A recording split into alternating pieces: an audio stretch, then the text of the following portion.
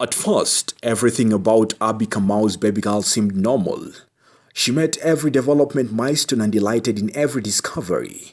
But at around 3 months, Faith Kamau was given an expired vaccination in which she was the only survivor out of all the children who got the deadly jab.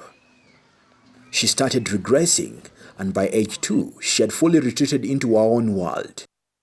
She no longer made eye contact, nor seemed to hear. The trips in and out of various hospitals for the past 22 years has been countless. That is when she was given an expired vaccination, and the children who were vaccinated with her then, most of them died. So since then have been in and out of hospital. She was like just a baby born child.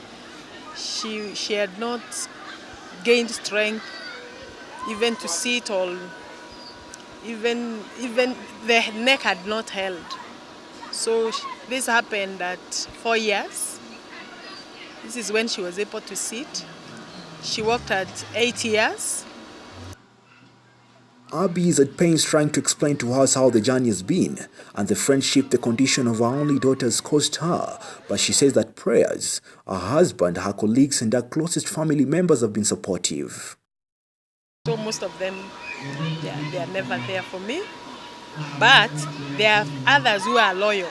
Most people don't want to be near me because she's screaming, and even the house girls, those who have not had such an experience, they just can't stand it.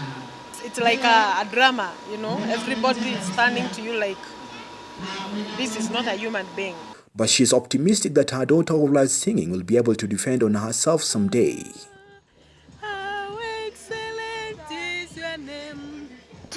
How excellent is your name. Jane Womboi's case is quite different for her only son Alvin, who has a less serious case as compared to Faith and has even been integrated into a normal public school. But she is quick to point out that the sea was rough before it settled. They have already integrated him into the regular school. The special needs teachers take care of him as he is in the other regular school. But Womboi's biggest fear for Alvin is her future when she will not be around. Alvin is focused on being a pilot when he becomes older, albeit hiccups. My biggest fear is, what about that day when I will not be there? What will happen to my son? God will punish them. What they did to me, what they call me names, they will be punished with God. Autism is a brain disorder whose symptoms gradually begin after the age of 6 months, become established by age 2 or 3 years, and tend to continue through adulthood, although often in more muted form. A condition where children are not able to interact with their environment. They are not social, so they don't have the social skills.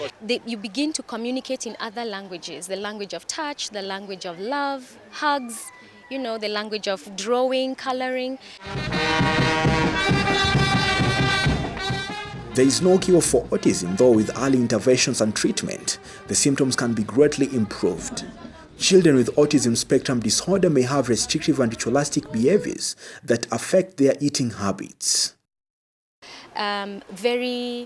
They tend to be very hyperactive sometimes. Yeah, and so some of the sugar, the food that leads more to or tends more to very sugary foods that are high in gluten, so things that are very high in wheat content, we tend to lower that. And that is to help them have a healthy gut microbial system, so healthy gut flora, that's what we call it. Fairmont School alongside Wayaki Way in Westlands, Nairobi County celebrated 30 years since it opened doors to children with autism and other related development difficulties by having a 10 kilometers walk. But as Fan Eshuchi, the founder, explains, the journey has not been easy. The 30 years have been a journey, and we have actually been able to see God's hand in everything we are doing. Yeah, when I started, I didn't know whether I was doing the right thing or not. The participants and volunteers were not left behind as they came out to help the needy challenged children. It's brought people together, people from very far And it's amazing what people can do for the special kids and all. Yeah. It's been good, but okay, it's also tiring, but I think it's really worth it. Time that we've been doing these charity walks, so it's something that is in us. We try to help where we can. Came with my daughter last year, and this year I've brought my whole family. Fun gives hope to the parents that they should brace themselves and look for help and not hold their children in the houses. And they should not hide them. They should be encouraged and bring them to schools and take them to hospitals.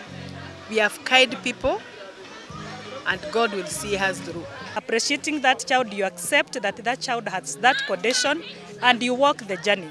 And the journey is therapy, diet, love, and all will be well. What the parent needs to do is to brace themselves, look for help. The help may come directly from a doctor, from an occupational therapist. It may come from an educationist like me. What they need to do is go out and purposefully look for the help. In Kenya, there are about 2.3 million school-going children with special needs, but the few number of special schools totaling 200 countrywide, lack of special teachers and inadequate funding have been major challenges, and even 10 million that Nairobi County set aside for these is not really enough. Aside 10 million shillings to cater for people with special needs, and the reason why we didn't set aside a lot of money, it's because we didn't have an act in place. It is expensive, so most schools shy away from that, and then also teachers who are trained in special needs are not as many as the requirement. So you find that we have just one KISE, that is the Kenya Institute of Special Needs, that trains teachers, and most teachers who go are the ones already in service. Diagnosing autism spectrum disorder can be difficult since there is no medical test like a blood test to diagnose the disorder, forcing doctors to look at the child's behavior and development to make a diagnosis. Fema School, in conjunction with the Nairobi County government, believes that autism is a condition that can only be managed by having a proper diet and medication for their patients. Ouma Onyango, KUTV, Nairobi.